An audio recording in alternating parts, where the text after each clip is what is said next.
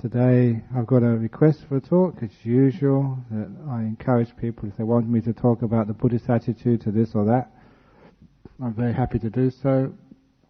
And the talk which somebody suggested this evening was the subject we've covered before here over the years, but it will always come up again and again and again, because it's a subject of death. It will come up again and again and again, because all you guys and girls sitting here are all going to die one day. And that is for sure. So I wonder when it's going to be. So here we're going to be talking about the Buddhist attitude to death and dying and grief and all of that, but it also illustrates the attitude towards life as well, because you cannot take away one from the other, no more than you can separate night and day. You can separate sort of heat and cold. The two go together, life and death. But in my own story as a monk, as many of you know, I spent 9 years, the first 9 years of my life, in northeast Thailand. And at that time, in northeast Thailand, it had never been colonized by any Western power, and it was a remote area. So remote that in many places where I went, I was the first Westerner some of the Thai people had seen. Now, as a monk, you'd go on alms round every morning. And I remember a couple of times going into these villages on alms round. And the villagers were supposed to actually to put food into your bowl. And the rule was that you're not supposed to look at the monk. You're supposed to pay attention to, what you're doing. Take out the rice and put it in the monk's bowl. But I remember a couple of times in these villages, these young girls who were putting food in the monk's bowls. They've been doing every day since they were very young. When they saw a white monk, they couldn't help but sort of looking up with their mouths open. I didn't mind that so much, but when they tried to put rice in the bowl, they missed. It fell on the ground. Happened a lot, so I had to put some other rice in afterwards. Well, that was at the remote area which I went to. And also, secondly, that because it was a culture which had never been westernized, it was actually a completely different way of looking at many things. I always tell people that one of the things which I learnt, in my first months in northeast Thailand, because it was a completely different culture, we used to go from place to place in utes. These are pickup trucks, and the pickup truck would have a metal railing sort of over the top on which a canvas was stretched. And that was actually supposed to protect you from the rain or even the dust, because they're all like dirt roads. But the roads were, being dirt roads and being a monsoonal land, those roads were always needing to be repaired. There's always potholes and ruts in it. And being a young monk, you had to sit in the bank. The senior monks could sit in the front in the cab, they were okay. But sitting in the back, whenever you went over a pothole and the ute went down, the car went down, I went up. And you hit your head. You crack your head hard on these metal railings, and my goodness, it hurt. And you didn't have much padding on your head, like many of you have. So every time I hit my head, just like any Westerner would do, you swore. But I swore in English, hoping that the Thais wouldn't understand me. Which they didn't. But they understand I was upset. But when those Thai monks hit their head, sometimes the pothole was so deep, even those short Thais would go up to the roof and hit their head as well. And they laughed. I thought it was hilarious. And I couldn't understand what they were up to. When I saw it happen 2 or 3 times, they hit their head and they laughed. I came to the conclusion that those guys must have hit their head too many times. They were crazy. But, being a scientist, being a rationalist, I decided to do an experiment. The next time I hit my head, I decided I would laugh and see what happens. You know what I found out? I found out if you hit your head and laugh, it hurts much less. It's true, it hurts much less. And if you don't believe me, ask the person sitting next to you to give you a big crack on the head and laugh and see if it works. It's true. What was actually happening there was a completely different attitude to one of the things which I was... A different attitude to one of the experiences of life which was quite common, like pain, hurt, even sickness. I don't know where this came from. Maybe it was Buddhist, but it was certainly culturally embedded. They would laugh when they hurt themselves, and instead of swearing. There was a different cultural response. And similarly, I was fascinated to see at the time of a death, again, there was no tears, there was no grief, there was no swearing in their heart. It was a completely different cultural response. And to see in a death, there was a sense of peace and a sense of acceptance of what was happening. It wasn't that they were crazy or mad from hitting their head in the back of trucks for too long. It was actually real. And the monastery in which I lived, for most of the time, was the local cremation ground for all of the villagers around. That's why there's heaps and heaps of ghosts in that monastery. Probably more ghosts than there were monks. But we lived together in harmony and peace. Because there's so often that they were hauling people in to get cremated in the cremation grounds in this monastery. And of all the cremations I saw, there's only, in 9 years, only once did I see a woman cry, and that was only just 1 or 2 tears, and she quickly wiped away. There was never grief there, and it wasn't as if they were holding anything back, because you would see the whole families in the village, day in, day out. It was almost like your family. The village was your extended family. After coming to Australia, I remember going back there after 4 or 5 years. And they missed me. I've been in that place for 9 years, and I'd gone away for about 5 years. When I went back on the first day on alms run in the village, the ladies once again looked up and started crying. You're back. It was a very, very sweet and touching experience, because in all those years you became part of the family, part of the village. And so I knew all those people, and when somebody died, they just didn't cry, they didn't feel sad, they didn't have that grief. What I learned from that experience was grief is a cultural addition onto loss. And it was actually powerful to know that that wasn't always necessary. Not that you should feel guilty if you feel grief, but you shouldn't feel guilty if you don't feel grief as well. There may be another way of dealing with it. And in the years I've been in Australia now, giving many, many funeral services. I know all the funeral directors well by name, because I spend so much time with them. And they're very, very funny people. Actually, some of the funeral directors, there's funeral stories again. When you do a funeral service, and because they're always dealing with people in pain and sorrow, that I suppose they overreact, because they always tell me their jokes. And they're so funny, some of these. One funeral director in particular, I always remember him. He's an Irish funeral director, and I was going to do a funeral, and once he saw that I had a sense of humour, he didn't let up at all. He told me joke after joke after joke, and my goodness, some of them were funny. So when actually we got to the crematorium, I was in the hearse, and he was sitting next to me. And I told him, please be quiet, I've got to do a funeral now. But he wouldn't. As we led the funeral cortege in the cemetery to the graveside, he kept on telling me more jokes, and every now and again nudging me in the arm. I said, look, there's a family behind here, they're grieving, they're dead. But he wouldn't stop.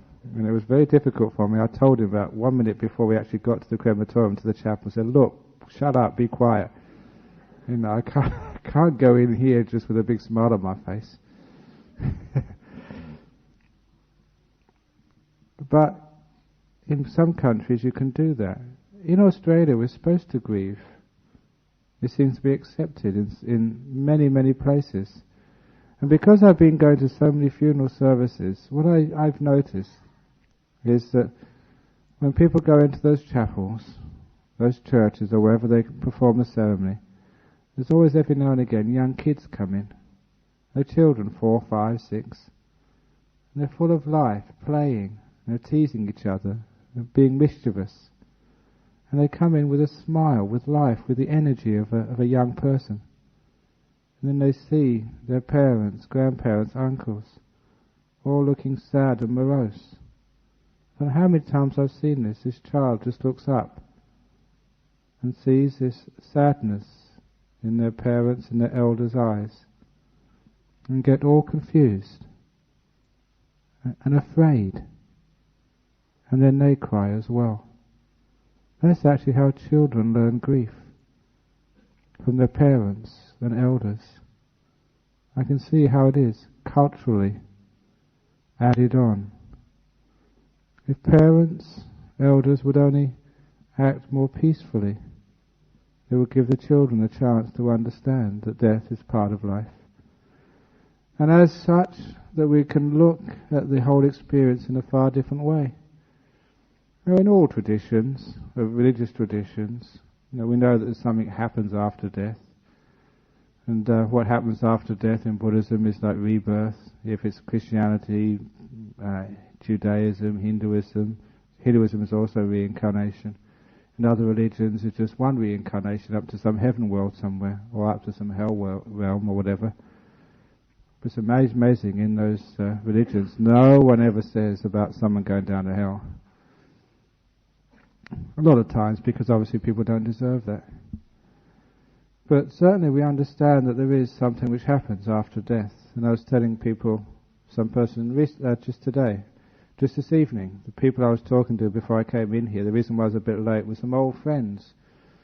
And a pair of twins, and one of them died just a couple of days ago, and they just came here to visit me during their wake they were having for their brother. So again, it's fresh in my mind, stories about sort of death and how to cope with death. And again, that I quoted a little article in the Lancet, the journal of the British Medical Association, entitled sort of Consciousness Survives Death, written by some doctors in the Netherlands who had done an in-depth study about what actually happens to you when you die, medically. And they've found so much evidence that when the brain stops, when a person is medically dead, some people actually remember and recall, and they recall so clearly, there's no way they can imagine those things. What they're actually saying, that according to their research, that consciousness survives death. And it's important for us to know that, because once we understand what actually happens at death, then perhaps we won't be so afraid of it, and we won't have so much shock at death, and we won't grieve the death of another. It's not only sort of doctors, but people have so many anecdotal experiences of what happens when a person dies. Either because they die and get brought back to life again, they die only temporarily thanks to advances of modern science and medicine, they get resuscitated and they learn to tell the tale. Or that sometimes people remember their past lives and actually say what actually happens. And it's standard that when a person dies, they leave their body, floating up outside of their body. When you actually leave your body, it is a very pleasant experience. I remember reading an article in I think it was the Australian, about one of our politicians, I think Graham Edwards, who stepped on a mine in Vietnam while helping a friend and blew his legs off. The next thing he knew, after this incredible pain of stepping on a mine in the Vietnam War and having his legs completely reduced to jelly, was actually floating up, this is his words which I remember from the article, floating up above the paddy fields of Vietnam without a care in the world, so happy, so peaceful, so blissful.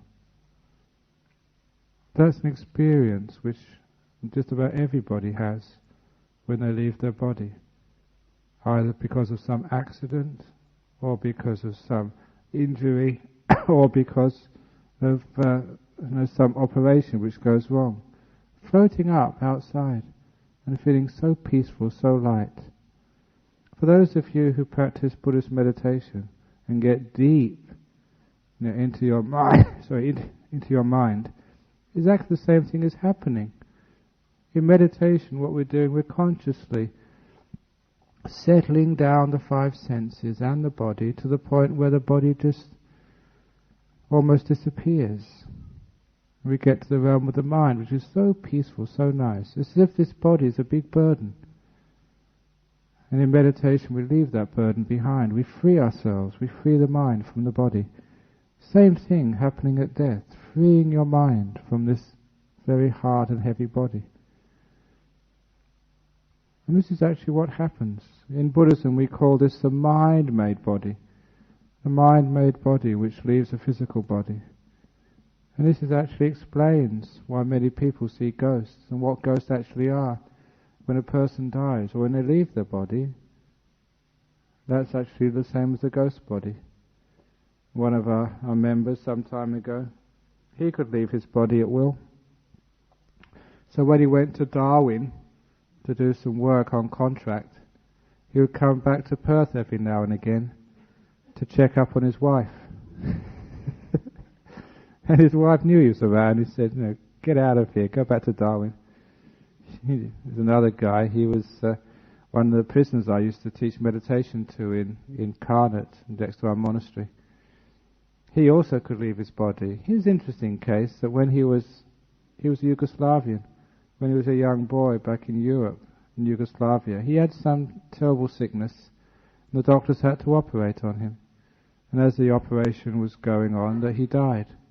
He left his body, floating up above the body. And one of the interesting parts of this, that he knew intuitively that what was wrong, and that the doctors in the operating theatre were actually looking, observing in the wrong part of the body, so they couldn't actually see what the problem was. And he just willed the doctors to look somewhere else. He was only about a 7 or 8 year old boy at the time. And as soon as he willed the doctors to actually to look where he knew the problem was, one of the doctors turned their head, saw the problem, alerted everyone else, and they saved his life. From that time on, he said he could always leave the body at will, which was why, when he was in prison in Western Australia, he could go and watch the movies whenever he wanted, and no one could stop him. That's what he told me. He said it didn't really matter being in jail. He could always leave, and they couldn't catch him. But this is what happens when a person actually dies. You may have seen movies about this, you may have seen documentaries, you may have even had experience of that yourself. Please understand, if you haven't had those experiences yourself, please read of other people's experiences, because that shows you what happens when you die. And it's not just Buddhists or Hindus who have these experiences, everybody, it doesn't matter who. What it actually shows you is that consciousness does survive death. And again, the ghosts are very great examples of that. Because what happens very often when a person dies, what would happen when you die? What would you want to do? First thing is, because of your attachment, your care, your love, you want to go and make sure everybody else is okay. A big shock has happened in the family, and you want to make sure that everyone feels you're okay and that everything's okay. That's why that very often people see ghosts or hear them just after a person dies. And all that is that person who's just died just want to make sure that everyone else realizes they're okay, that they're at peace. They want to just make sure everything is settled. One of those ghost stories just happened in this suburb. Some years ago, one of our members, he was an Englishman. When he was sleeping at night, woke up in the middle of the night, midnight, 1 a.m. or something, turned on the bed lamp, and the end of his bed was his mum. Was standing there. His mother lived in Essex, in England. In the middle of the night, there was his mum standing at the end of his bed. I remember him telling me it's the only time in his life he's seen a ghost, a real dinky-die ghost, not imagining it, there with the lights on, seeing it as clear as could be. Straight away he realised Mum was dead. He said the other thing which he always remembers from that experience, that he wasn't at all scared or afraid. Seeing her, he felt so good, so happy. That his mother had visited him. His mother smiled. And that smile sort of showed her love to him. And he smiled back. He said he just sat there in bed, just looking silently at his mum, smiling, showing their love silently. And after 2 or 3 minutes, his mother just faded into nothing, just completely disappeared. And then, this is the part of the story which I like telling, then, being an Englishman, he did what any Englishman is trained to do. He got up and made himself a cup of tea.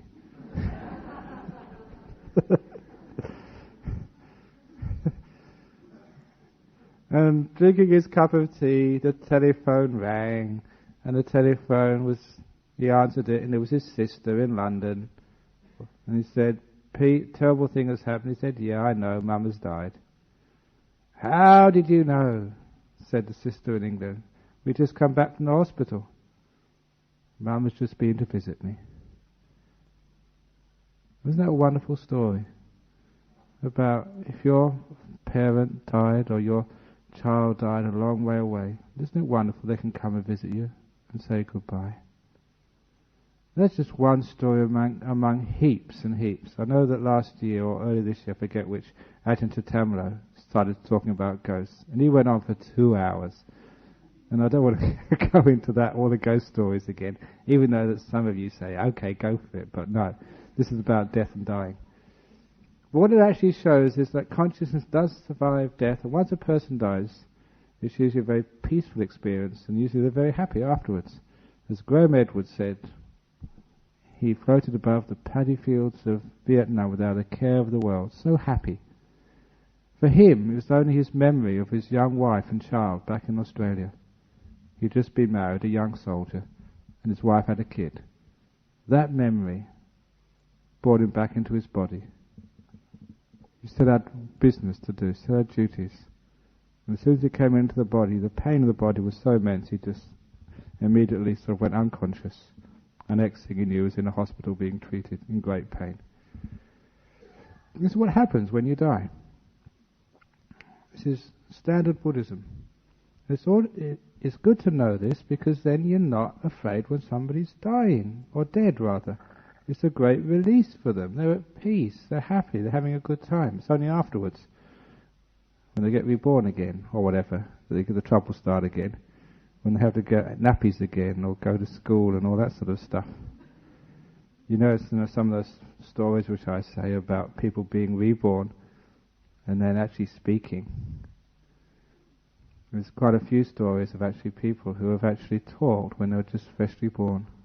I think I told this not so long ago in Waisak or something, but the first time this happened, here in Nolamara, a couple of Australians came up. They weren't Buddhists. They came up and said that their young baby, only a few weeks old, had actually spoken.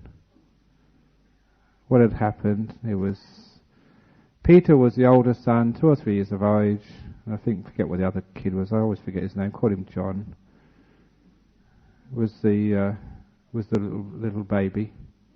And when it was time to go to bed, the parents told Peter, "No, please go up to bed."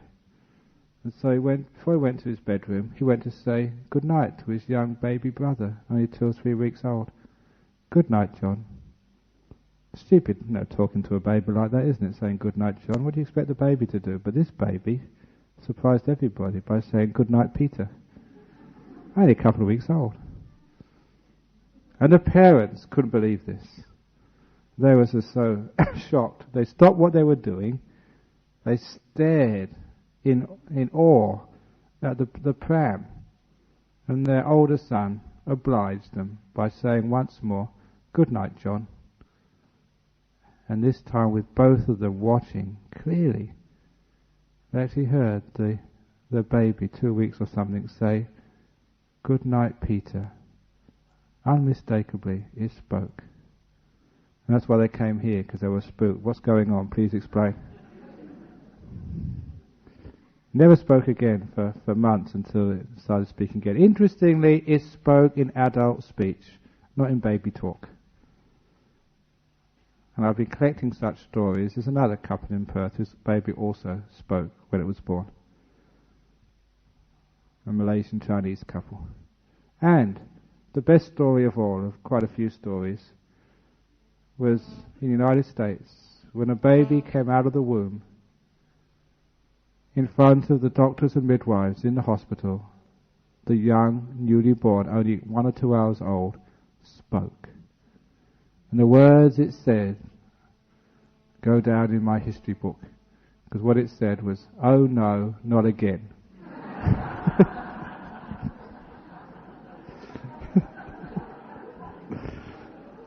There we go again. Another word.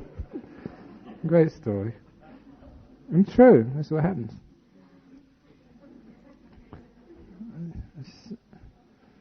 So we understand that when a person is actually born, they're not coming from nowhere.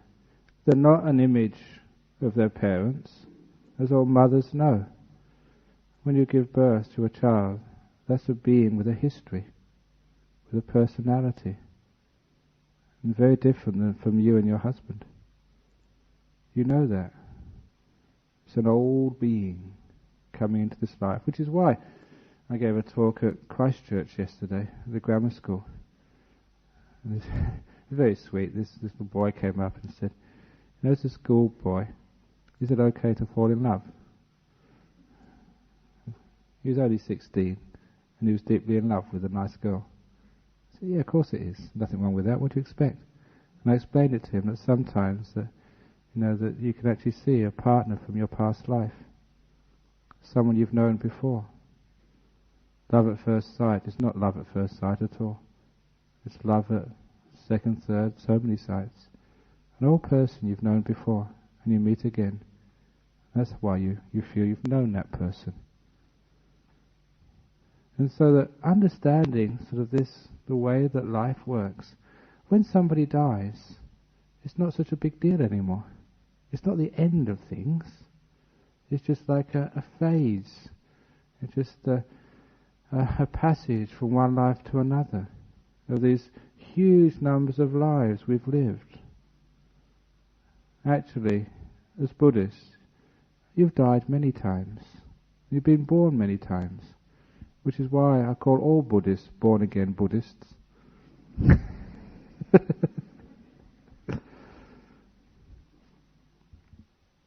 Having an understanding of rebirth takes away a lot of the pain of death. When my father died, I've got lots of stories about my father's funeral, but one of the stories which actually really made a big impact on me, my father was an atheist. My mother was sort of Church of England, but she never went to church.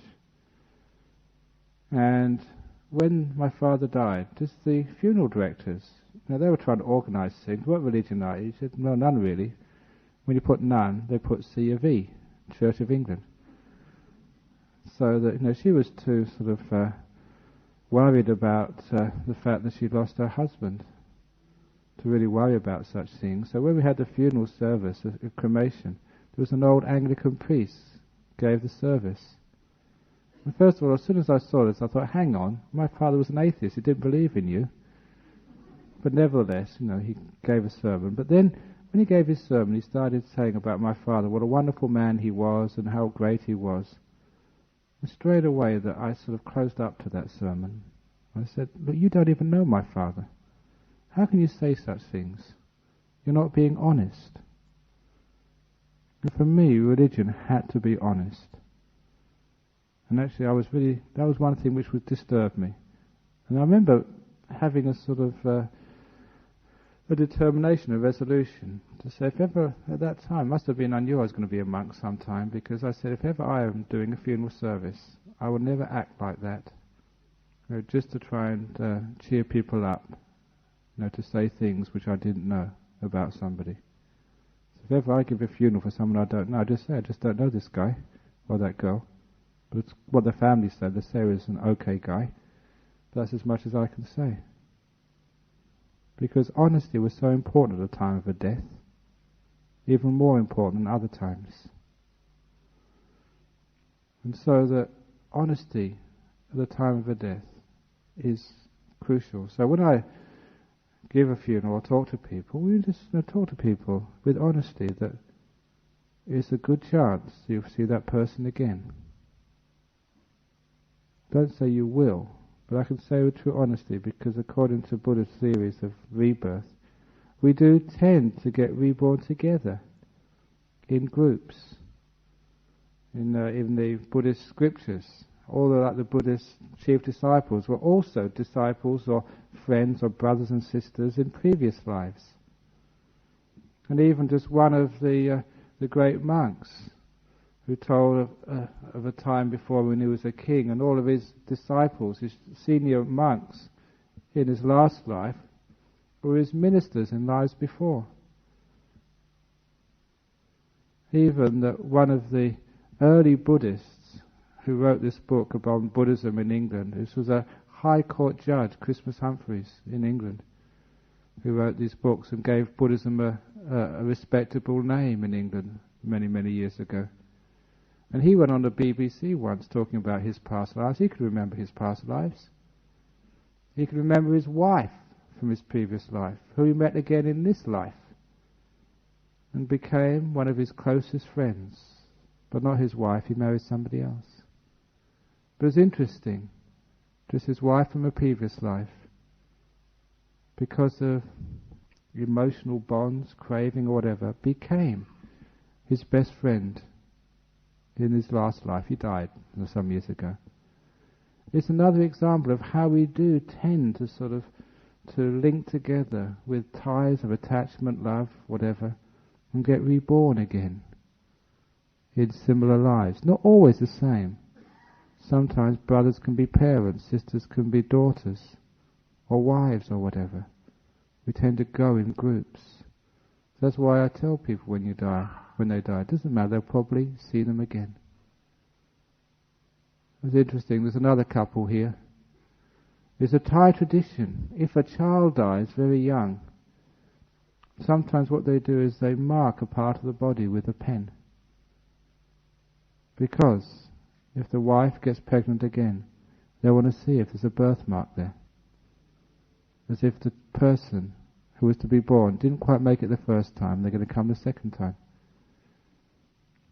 And this particular couple, their first child died when it was born, was stillborn. Even they had an ultrasound a couple of days before the birth, everything was fine.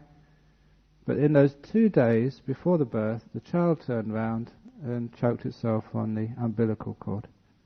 So it was stillborn. They called it Charlie. And I did the funeral service.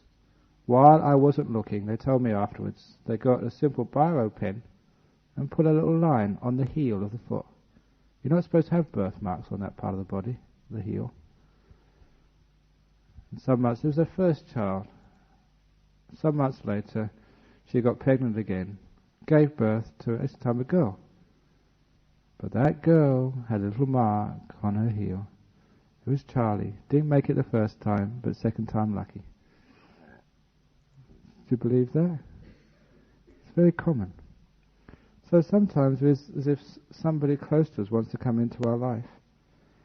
So when we actually have someone close to us die, never think you'll ever see them again. Trouble is, the next time you meet them, you probably won't recognize them because it'll be someone a little bit different. Although that sometimes something inside you knows that, yeah, there's somebody there which I know, I've known before. But when a person dies, sometimes we think what's been taken away rather than what we've had. So we always, in Buddhism, look about celebrating the life, not mourning the death, which is most important. And all of you know that famous story of my father's death, when I never cried because I compared his life to a concert. At the end of every concert, everybody, if it's a great concert, a great musical or whatever, you stand up and shout for more. Often the band, the orchestra, carries on for a while, but eventually they have to put away their instruments and go home. And so do you. After every concert I ever went to, I never felt sad that the music had ended. Do you ever feel sad after a great concert? Do you ever go crying and saying it's all over? Always after a great concert you feel inspired, uplifted, moved. What a marvellous performance that was. How lucky I was to have been there at the time. And that's actually how I felt when my father died. Just like the end of a great concert. I was moved by his life. And as I remember walking out of that crematorium in Mortlake, I never felt sad, but I felt uplifted, inspired. What a great life that was, and how lucky I was to have known that man for 16 years. That's how I feel now. There's other things about the life of somebody who was so close to you, which was also important to me, and which actually changed the way I perform funeral services. One of the things was that when a person dies, there's always some unfinished business. Especially if they die, well, even if they die slowly, you've got time to actually to try and arrange things properly. There's always some things unfinished. And certainly when my father died, because I was only 16, one of the things which was unfinished was a lot of guilt. Things which I had done and said which I shouldn't have done. Things which I should have said, which I didn't. And that sort of after a while sort of started to eat at me. Especially I remember because I was growing up, 16-year-old, my favourite musician was Jimi Hendrix. And had a lot of his records. My father used to like Frank Sinatra. When he played his Frank Sinatra records, because I was rebellious, I put on my Jimi Hendrix records at top volume and drowned out his Frank Sinatra. I felt so guilty about that at his funeral and afterwards. And also some of the other things which, for a father or a mother, at 16 you're not really emotionally mature enough actually to say how much you love your parents, to actually go up and say to them that how much you respect them and value them for what they've given you. When he died, I thought I'd never have the chance again. It was actually great when I heard about Buddhism. Well, I got into Buddhism. I was already a Buddhist before then, but when I really got into it and found out that you can still say sorry. Just how we can feel our relations, our close relations or children, when something happens to them that we know that something has happened. A friend in Sydney who was a Buddhist, he literally, when he was young, ran away with a circus. And he joined the elephant trainer. And he told me in Sydney some time ago that one day he was travelling with all the caravans from one place to another in New South Wales, when the elephant just went crazy, started trumpeting and stamping his feet on the ground. They had to stop the caravan and try and settle this elephant down. They didn't know what had spooked him. They looked in his cage if there's any sort of mice or any animals or something there, or if he was sick, and they couldn't find out what. It took them about 5 minutes to calm this elephant down. It was only after they calmed him down that they got the message that the head elephant trainer had just had a fatal car accident a few kilometres up the road. As soon as that man died, the elephant knew and went crazy. Recently in Melbourne, they told me that he was in one of the Melbourne papers. A vet who had been travelling to a party. It was the end of the week. He'd finished his work. He was going to a party, feeling excited, looking forward to a good time. And suddenly, along the road, he was overcome with immense emotions. So much so, he just had to stop the car and cry. He didn't know why, what was going on. And when he got himself together after 5 or 10 minutes, he carried on to the party where there was a message waiting for him that his dog had died. Exactly at that time.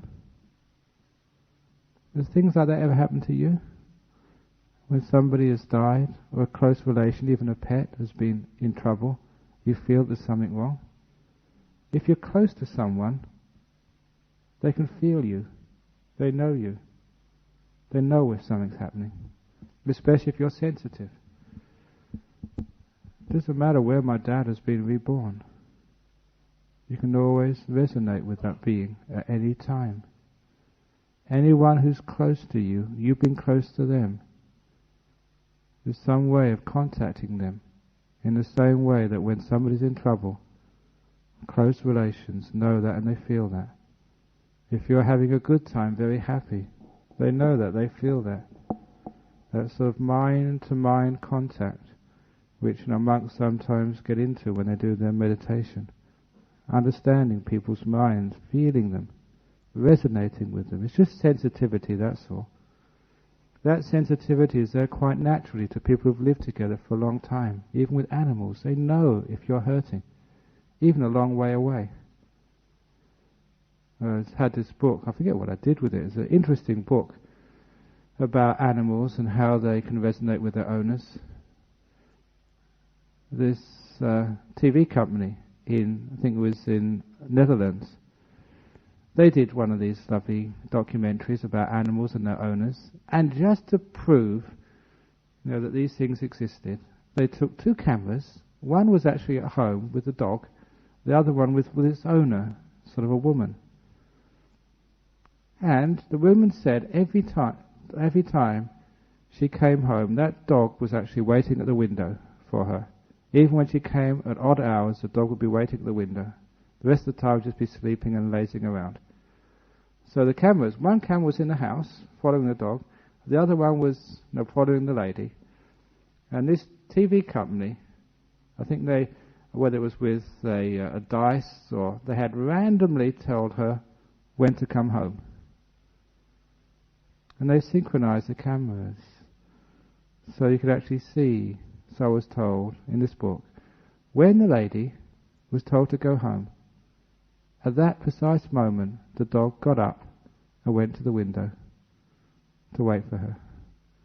The dog knew, even at many miles away, when that woman was coming home. It was resonating. And of course you all know the story of our monastery cat, Kit Kat. Those of you who've been to our monastery, that's a famous cat. Excuse me. Because it was born in our monastery, raised in our monastery. The only time before this happened it left our monastery was when we took it to the vet in Byford to, as I say, get monasticized. And that's as far as it goes walks, but it doesn't go that far away. Cats in the bush eat birds. And it was eating so many birds that we thought a cat does not belong in the bush. So we decided to send it to Waterman's. The lady who lived in Waterman's, she's not here this evening. Very nice lady. We put the cat in the bag. We put the bag in the back seat where your feet go. Can't see out the window. Can't even see out the bag. She took it all the way up the freeway to Waterman's. Took it in the bag into her house. Kept it in the house for 3 days before she let it out into the garden. She thought she'd accustom it to its new home. As soon as she let it out, it bolted for the door.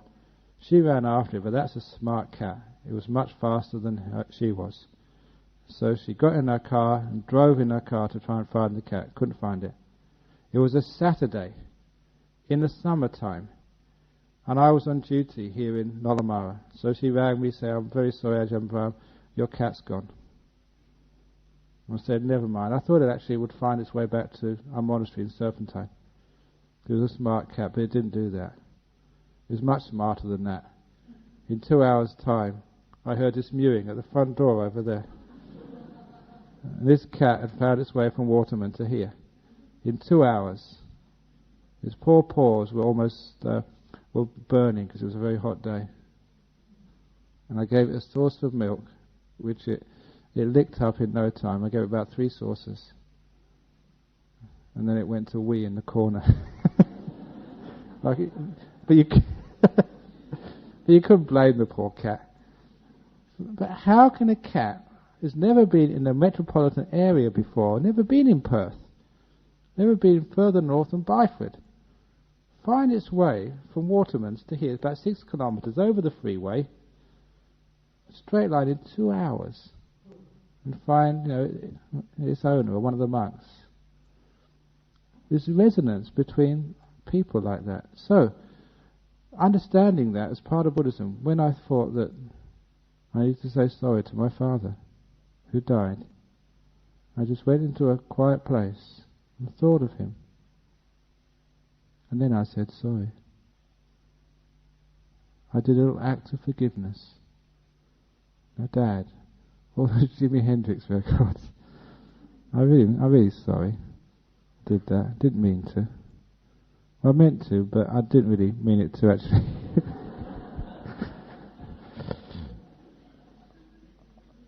It wasn't that I didn't love you and care for you.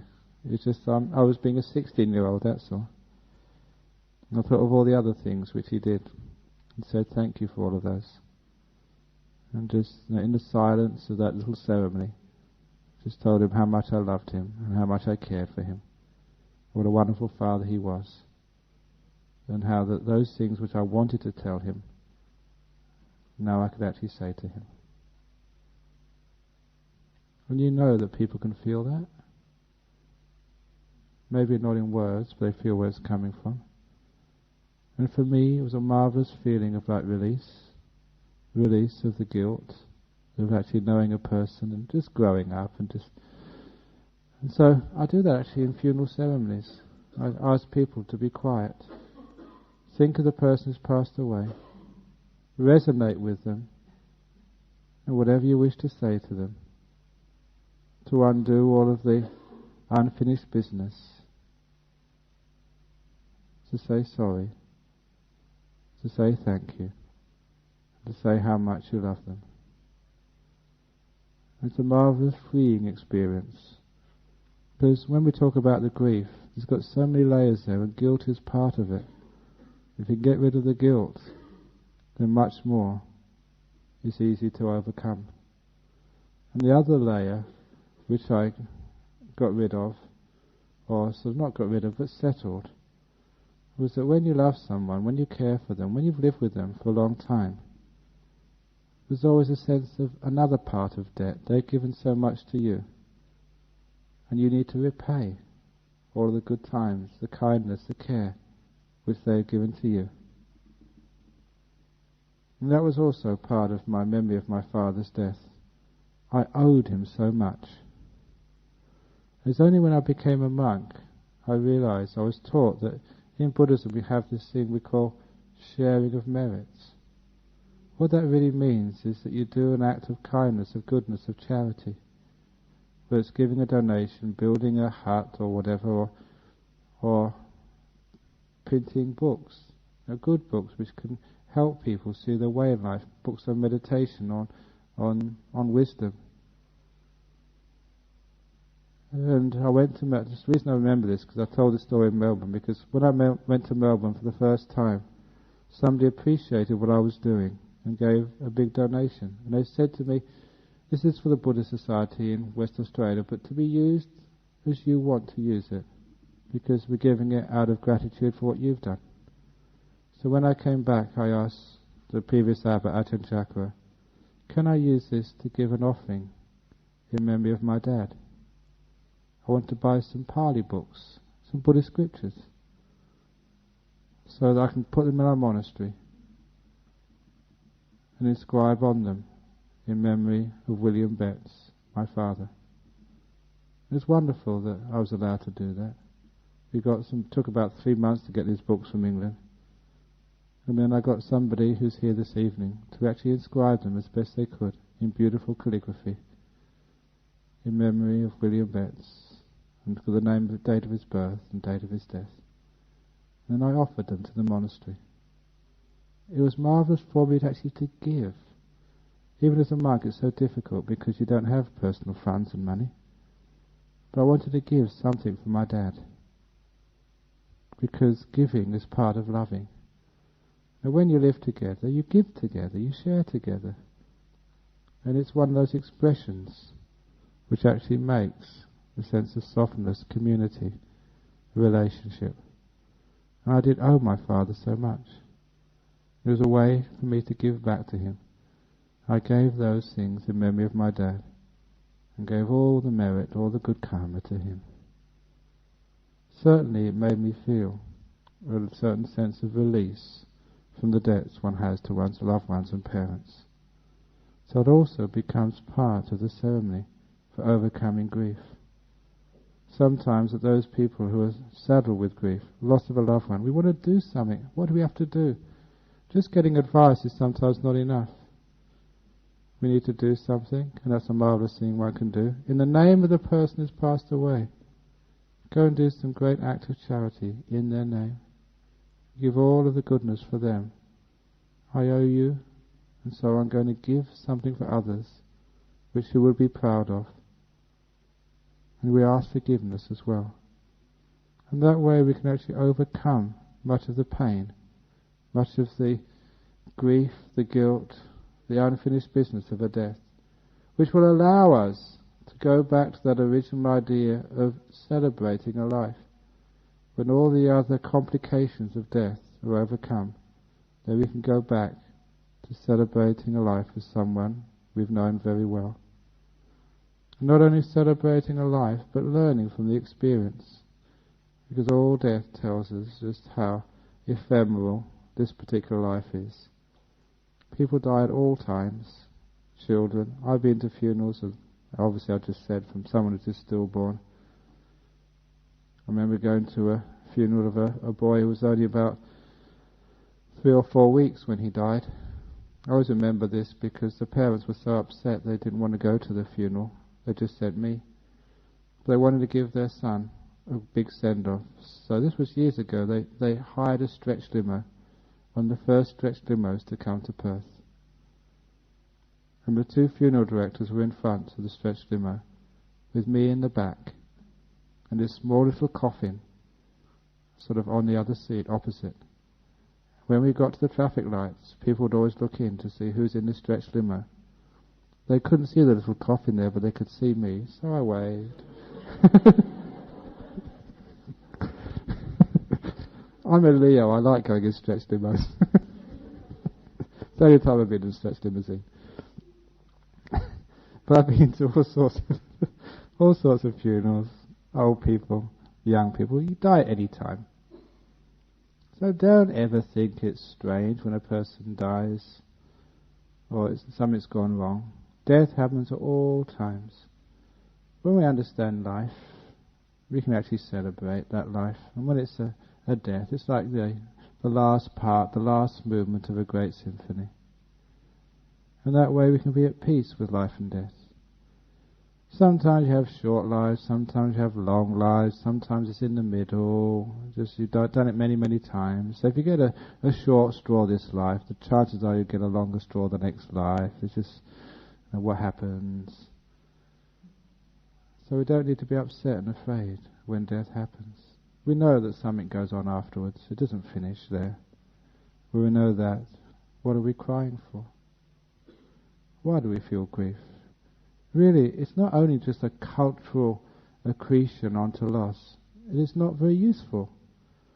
Everybody I've asked, when I ask them, when you die, do you want people to feel sad? They all say no. So why are we all so disobedient to our loved ones' wishes? Nobody wants you to cry. So can't we learn a different way to deal with death? The one who's died doesn't want you to be unhappy. They want you to remember them, to learn from their life, to be enriched by the experience of their life, and to go on with a positive attitude, caring, sharing, and being at peace with each other. So if there's a funeral, I always say that the gift which we give to a person who's died is not the wreath of flowers which we lay on the coffin. That's an easy gift to give.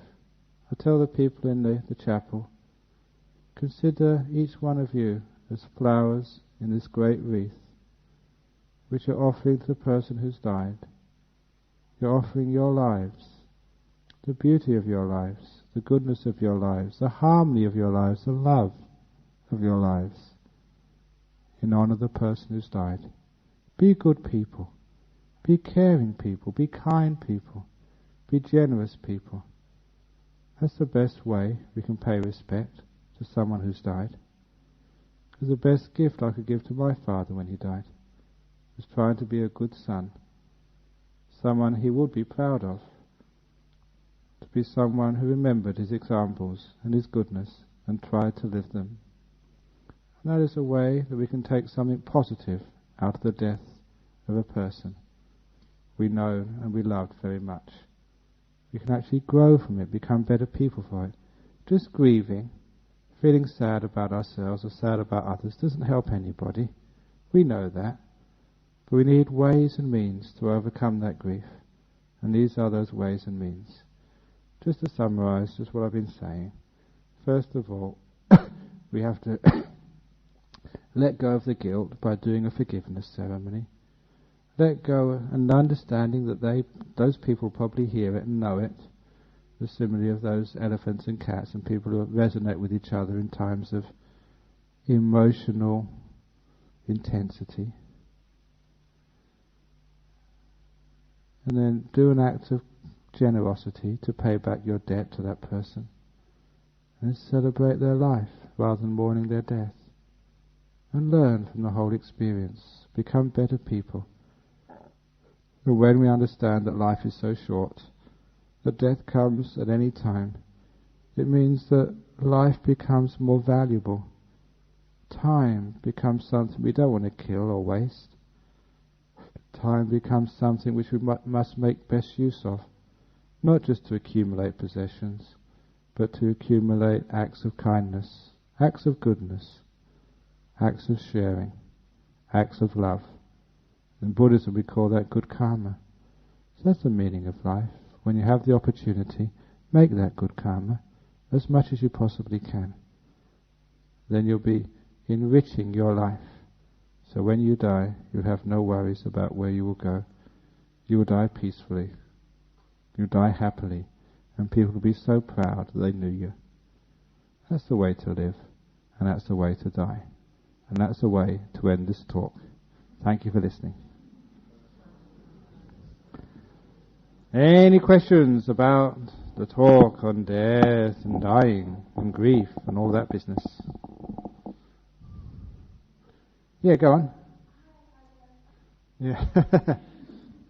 How long does it take for a person to get rebirth? It really depends. Sometimes if people are very angry and upset when they die, then they become like ghosts for long periods of time. Because sometimes I don't know if you've ever had like dreams when you're not really quite sure whether you're awake or whether you're asleep. That's similar to what it's like being a ghost. Not really quite sure what's happening. The mindfulness, the alertness is very, very dull. So sometimes they can live for long periods of time not realizing they're dead. And that's what happens with a ghost. Whether it's a murder or any other accident or sudden death. Again, it really depends upon one's attitude towards those things. If one has been training the mind for a long time to be peaceful, to be accepting of these things, then it won't be such a big deal. However, sometimes if a person especially is murdered, so they get a lot of anger and a sense of injustice. As I said, I think a couple of weeks ago, these are just perceptions of injustice. Because sometimes this is our old karma coming round to us when we may have killed other people. And now it's our turn to be killed. You know, people actually go to wars, soldiers shoot people, people do murder each other. What happens to the murderers? Sometimes just going to jail or just getting away with it. It doesn't really settle the scores. There's something more fundamental which needs to be settled. Eventually sometimes they are murdered as well. In such times, such people, if they've really cultivated their mind, they can really let go and don't have any guilt, so don't have any anger for the person who did this. Have that sense of forgiveness, let go, and then they'll get reborn quite easily in a nice state. But it's like the anger and ill will, the attachments which we carry around with us, those are the ones which keep us suffering for a long time. So if you happen to get murdered, follow the example of one of the stories in the old scriptures. There was a monk who ran into a group of bandits, and they not only stole his robes, but after that's all the only possessions he had, stole his robes and bowl, but were about to sort of chop off his head with a sword. And he said, please wait one moment. I just want to say that after you've killed me, please don't feel guilty about it. I give you full permission to cut off my head. I don't want you to suffer as a result of this. And the bandits were so taken aback, they said, look, usually people actually are shaking before they're about to be killed. They usually beg for their lives, citing their children or their wives or other people why they should be spared. But first of all, you're the first person we've come across who's not afraid of death. And number two, you're not even thinking of yourself, you're thinking of me and how I feel after I've killed you. You're the first person who's actually shown compassion to me. And they asked him why, what has he been doing? And he told him all about Buddhism, Dhamma and compassion and forgiveness. And that bandit chief threw down his sword, gave up being a bandit and followed that monk as his disciple, became a monk himself. And all the other bandits, some of them became monks, the others just disbanded and went back home and got proper jobs. That's in the Buddhist scriptures. I believe that happened. The power of compassion and wisdom is so strong. It can melt people. It can melt even bandits. And the point was that when he was about to be murdered, he was not only not showing fear, but showing compassion to your murderer. Please don't feel bad about this afterwards. I give you full permission to kill me. Could you do that? So this is actually what we can do, isn't it? Take away all this sort of hatred which we have for other people. Maybe it's our past karma or whatever, who knows. But it's only one life. They're not killing you, they're just sort of taking away the body, get another body afterwards. Might get a better one next time.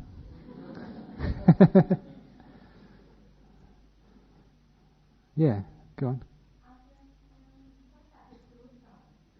Suicide is a very good one. Again, it really depends why a person commits suicide. There are sometimes people who commit euthanasia, and these are people sometimes in such pain or such psychological distress. Mr. Dent, the first person in Australia to commit legalized euthanasia in the Northern Territory, was a Buddhist. And the reason why he decided to commit legalized euthanasia was not because of his own pain or his own disease. It was out of concern for his wife. We knew him. His wife had to give him 24 hours care and had no life of her own. She had to be with him all the time. He'd wake up in the middle of the night. She had to look after him, care for him. And there was the toll on his wife which he thought was unacceptable. If it was just himself, he would just bear it. So he decided to take legal euthanasia out of compassion for his wife. In such a situation, it's so hard to judge and condemn. In other cases, like in more extreme cases, sometimes it's because a boy has lost his girlfriend. Sometimes they've killed themselves, committed suicide. In such a case, they commit that suicide with lots of negativity, lots of pain in their heart. And when they kill themselves, they're still there afterwards. They just destroy their body, but they don't destroy their mind with the problem. So this is why that if a person commits suicide, it doesn't solve anything. They're still in pain. Which is why if there is a suicide, usually the monks or someone goes around to actually to talk to that person as if they were still there, to try and relieve them of the suffering, the reason why they committed suicide in the first place, and secondly, to forgive them for actually that act of killing themselves. Imagine if you did that. You don't need you need forgiveness, you need support, you need help to ease your way out of that problem. So as a monk, we look upon that being who just committed suicide as still being there, lingering around in great confusion, and try to actually appease them. Same way I'm talking to you, you talk to those beings. To try and heal them, help them, and free them. So go and learn their mistakes, and just learn from their mistakes, and just go and get a proper birth again, and don't do it again. So that's what happens with suicides. Trouble with suicides are that very often actually people who commit suicide in their previous life do it again. Because it becomes almost like a habit. It becomes like an escape mechanism when life gets tough. Instead of actually facing it and finding solutions, you kill oneself, and that becomes like a habit for the next life. When you get difficulties and troubles in your life, that becomes an option. So it's another problem, that it's like a habit which actually goes from life to life. You know what habits are like? Sometimes they're hard to get over them. Much worse than picking your nose. At the back, question. Abortion is the same, because I gave a talk on this just a couple of days ago in Melbourne. How can myself, as a monk, as a man, judge a woman who decides to have an abortion? Sometimes, this is all a question on right and wrong. I always tell people, to know what's right and wrong, you've got to follow your gut, the gut feeling. But there's one exception, and that's if you've got irritable bowel syndrome, then never follow your gut. Because I mentioned the case when I was in Singapore recently, on Talkback Radio, a person who's one of these free psychologists. I think there was a program in the United States called Fraser or something, about it happens in many countries. They have this radio psychologist. You just ring up for free and you get free psychological advice. So I was on this program giving free psychological advice and religious advice. Dial a monk. And this guy rang up and said, I'm married, but I'm having an affair with another woman. Is it right? My answer was, if it was right, you wouldn't be asking me. Because we ask those questions because we know it's wrong, but we want actually someone to say it's right, to assuage our guilt. That's why we ask questions of people very often. We know inside whether it's right or wrong. It's the same with abortions. The woman is the one who will know whether it's right or wrong. If she can overcome fear of breaking some law, or society's condemnation, or acceptance, or whatever. The thing is, we complicate the issue so much. So I would never actually say, I'll never come up and say abortion is right or abortion is wrong. Because you can't say such things. There's always those cases. Some weird cases, strange cases. So if a woman actually, it's easy to say that in a forum like this, but it happens. Sometimes a woman comes up in front of you, and it's not just a theory, it's a real thing. It's a real situation. And real situations are very different than standing back and saying, yeah, this is right, yeah, this is wrong, because of this and because of that. In a real situation, it all changes. So I just like dealing with in a real situation. You try and clear away all the complications so the person can actually make their decision well informed, with support, saying whatever you decide, I'll always look after you and care for you and support you. I'll never criticize you for your decisions. I'll try and help you make the decision, but the decision is yours. I'll support you because of it. And whatever outcome, if you have the child, I'll try and support you, look after that child. And if you decide for the abortion, I'll support you there as well, emotionally, psychologically. You have to allow the person to make the decision themselves, to take responsibility for their karma. But when we say it's right or it's wrong, it's just in theory. In practice, there's always occasions. There was one in England when I was visiting last time. A woman had twins, and there's some sort of complication. As far as the doctors were concerned, if she went ahead with her pregnancy, all three would die. If the doctors terminated one of those twins' lives, killed them, then the other twin would survive, and so would the woman. It was one of those occasions. Well, what would you do? It's basically a choice between killing one or killing three by inaction. There was a great debate, and I was actually quite interested in this. But apparently the debate was just stopped because the doctor just acted and just aborted one of the fetuses so the other one and the woman could survive. It was just so obvious to me that had to be the way to go. So sometimes there's always those strange cases where you can't really say it. So you'd always support the person taking responsibility. Rather than coming down from on high. Buddhism say, or I say, you can't do this and you can't do that. It has to come from the heart. You know. And you know much better than I do what's right and what's wrong. One last question before we finish, because it's going late. Yeah.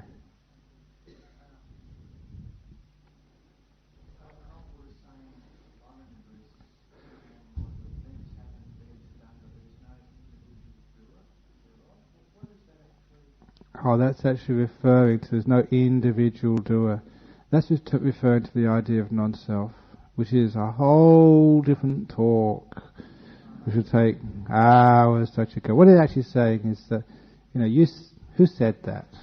Sort of is, you're always changing every moment, different person, different character, different body. If I could magic up you when you were only, say, 10 years of age, and I put you beside it, you wouldn't be able to recognize that you came from that little boy. If I could magic up me when I was 16 or 17, you could have never imagined this guy with this big beard and bushy hair and hippie beads would be Ajahn Brahm. It would be completely unrecognizable.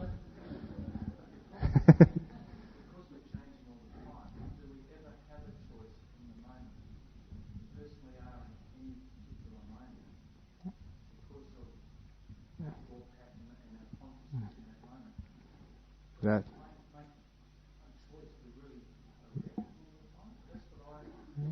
Yes, absolutely. But that's the scary part, which comes another.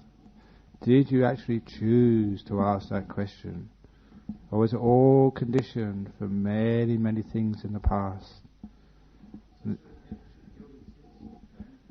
Oh no, like choice is, you do choose. You can actually see choice happening. You can actually observe choice. So choice is real. But the point is that we give it a meaning it doesn't deserve. We think that we are the ones who are choosing, rather than noticing there's a whole complex process of cause and effect. Guilt is, people do feel guilt, but they don't need to. There's an alternative there. A lot of time it does actually come from a sense of self and attachment to things. That's why when I gave a speech once at a grief and loss conference, one lady came up afterwards and she'd been grieving for, I think, a son who died tragically about 2 years previously. And even though I told all these stories, that she said that just really hurt her. Because actually I was challenging her to give up her grief. And she identified with her grief so much. She went to all these grief conferences. She was a grieving person. That's who she was. And I was actually destroying her identity by telling her to forgive her grief. Sometimes people get into these ruts where they're the angry person, or they're the schizophrenic person, or they're the criminal, or whatever. They identify with that so much they don't want to give it up. That becomes them. So that's why you have to get people who get into grief, get them very quickly before they become the grieving person.